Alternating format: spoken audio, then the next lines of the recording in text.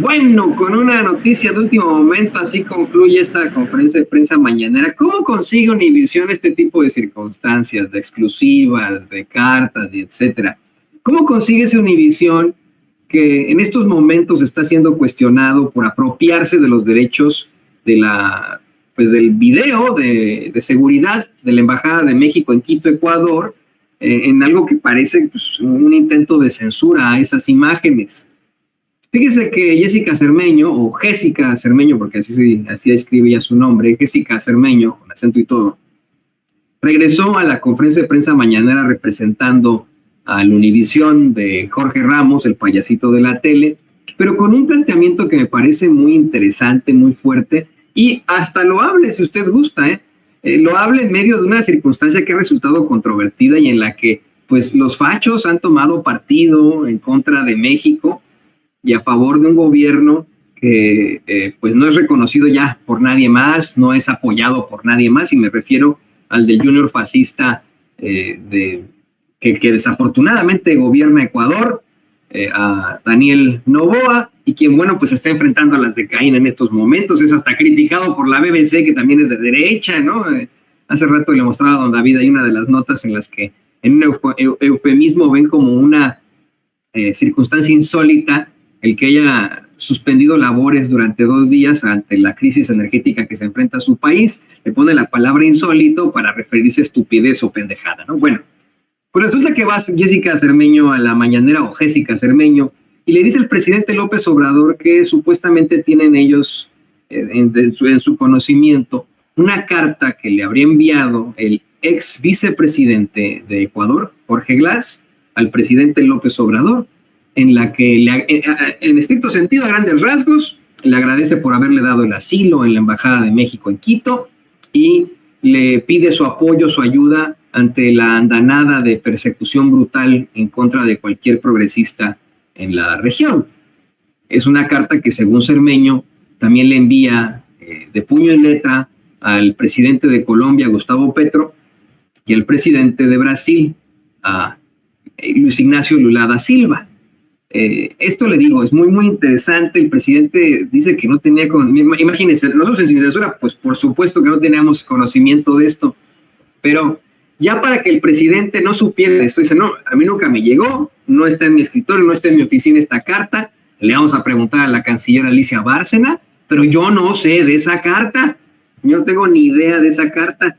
Qué bueno que no la lees, ¿no? Y empieza a hablar de cómo es que, bueno, efectivamente se están buscando medidas para apoyar a Glass, pero que en estricto sentido lo que quiere él, lo que quiere el gobierno de México, lo que quiere nuestro país es que, bueno, Ecuador como gobierno enfrente las consecuencias de esta invasión ilegal a nuestra embajada por las fuerzas fascistas de Noboa. Vamos a escuchar rápidamente la carta que le lee Cermeño al presidente López Obrador, un poquitito de lo que platica, porque esto es histórico, esto no se había visto antes, esto es algo que no tiene ningún tipo de precedente.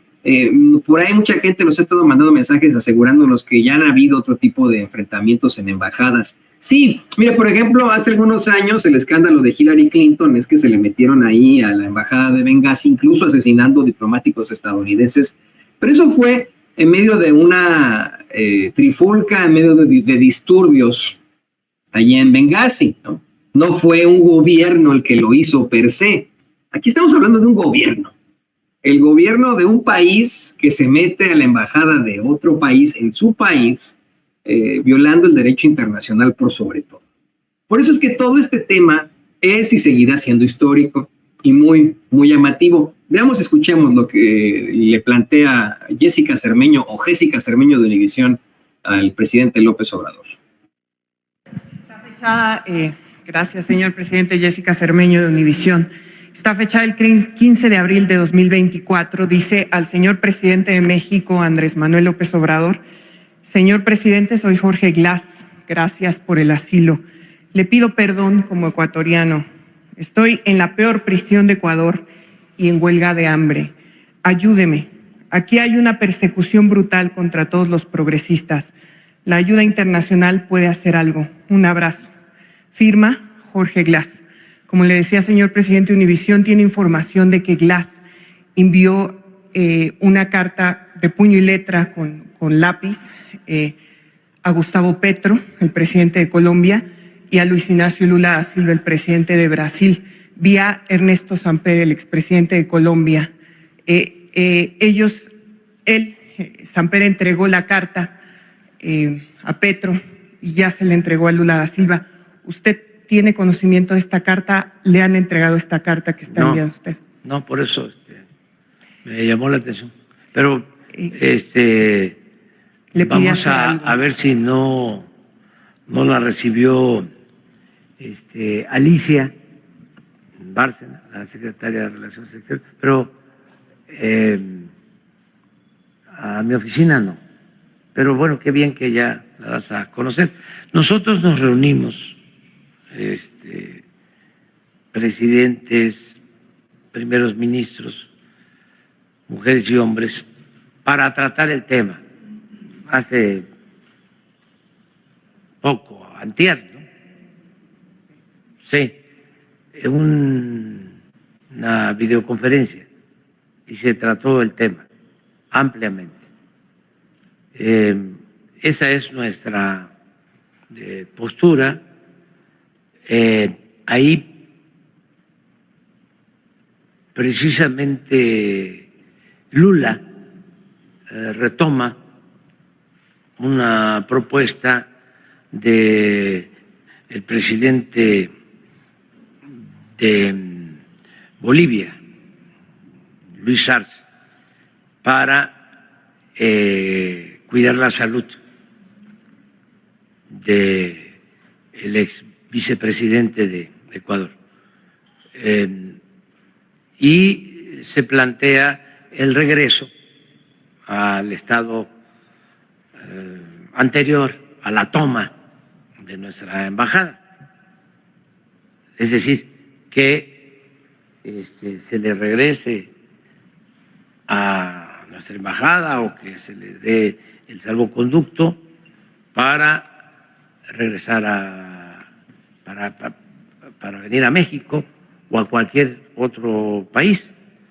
Eso se planteó. Nosotros no nos oponemos a eso. Sin embargo, no es esa nuestra única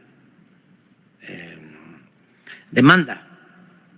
Nosotros lo que queremos es que resuelva la Corte Internacional de Justicia, porque hubo una violación flagrante a nuestra soberanía y al derecho internacional. Son dos cosas: el derecho de asilo, en este caso para el ex vicepresidente Glass, que estaba en nuestra embajada y fue sacado por la fuerza de nuestra embajada, violando normas internacionales y el derecho de asilo, que México siempre ha defendido. Pero también nosotros queremos un acto de desagravio. Queremos que la Corte de Justicia Internacional suspenda los derechos de Ecuador, de Naciones Unidas, en tanto no hay una disculpa pública y un compromiso de no repetición. Primero. Segundo, que también nos importa mucho, es que la Corte de Justicia Internacional se pronuncie para que, si se repite este bochornoso hecho, ¿sí?, esta violación flagrante a la soberanía de un país al asaltar su embajada, que intervenga el Pleno de Naciones Unidas, todos los Estados miembros. Y si la decisión del Tribunal de Justicia Internacional es la expulsión definitiva de un Estado miembro, se vote en la Asamblea General y que no se puede ejercer el derecho de veto que tienen 5 naciones, algo que, por cierto, es obsoleto, porque tiene que ser la Asamblea General de Naciones Unidas la que resuelva sobre estos casos. Es decir, son medidas muy duras, muy duras. El presidente López Obrador una y otra vez ha dicho que este no es un problema con el pueblo ecuatoriano. Lo mismo hizo Lucho Arce al hablar en esta cumbre de la CELAC, el presidente de Bolivia. Seguro que no se trata de una circunstancia en contra del pueblo de Ecuador, sino en contra de su gobierno. ¿Por qué las sanciones son así de fuertes, así de duras? Porque lo requiere el personaje, lo requiere este sujeto que tienen como presidente, que está verdaderamente haciendo, pues, está incurriendo en circunstancias terribles. Eso es donde pueda retomar, pueda recobrar ese artículo que le mostrábamos hace rato de la BBC de Londres. Mire, la BBC de Londres últimamente ha exhibido su capacidad facha, su capacidad de derecha gruesa, ¿no? Al ponerse completamente del lado del Estado genocida de Israel, el Estado de Israel que está cometiendo un genocidio en estos momentos, nada más y nada menos que en la Franja de Gaza, asesinando hombres, mujeres, niños y niñas, mujeres embarazadas. Y bueno, hemos visto las acciones de la BBC. Pero imagínense que hasta la BBC cuestiona durísimo en estos momentos a ese junior que usted tiene en pantalla. Dice, la insólita decisión de Ecuador de suspender durante 2 días la jornada laboral por la crisis energética que vive el país. Bueno, por supuesto que como medio de comunicación